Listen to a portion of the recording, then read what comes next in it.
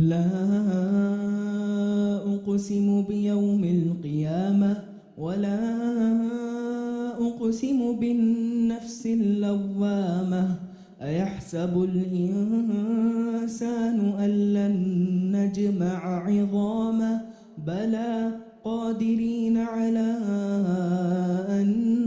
نسوي بنانه بل يريد الإنسان ليفجر أمامه يسأل أيان يوم القيامة فإذا برق البصر وخسف القمر وجمع الشمس والقمر يقول الإنسان يومئذ أين المفر كلا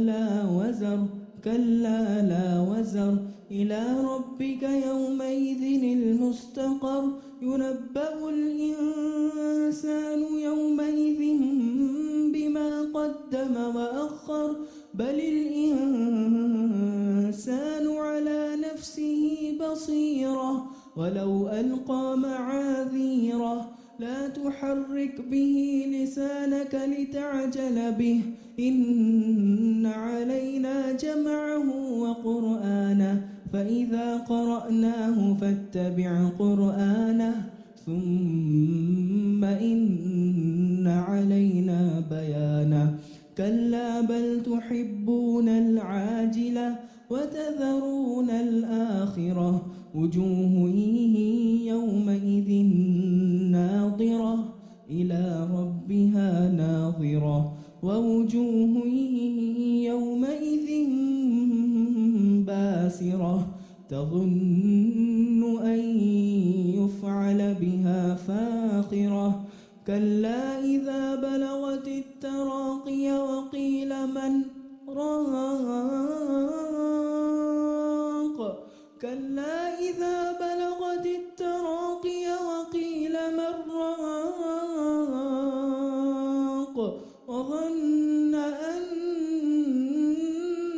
الفراق كلا إذا بلغت التراقي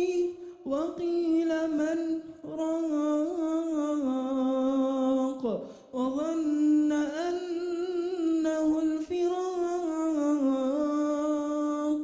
والتفت الساق بالساق إلى ربك يومئذ المساق فلا صدق ولا صلى ولكن كذب وتولى ثم ذهب إلى أهله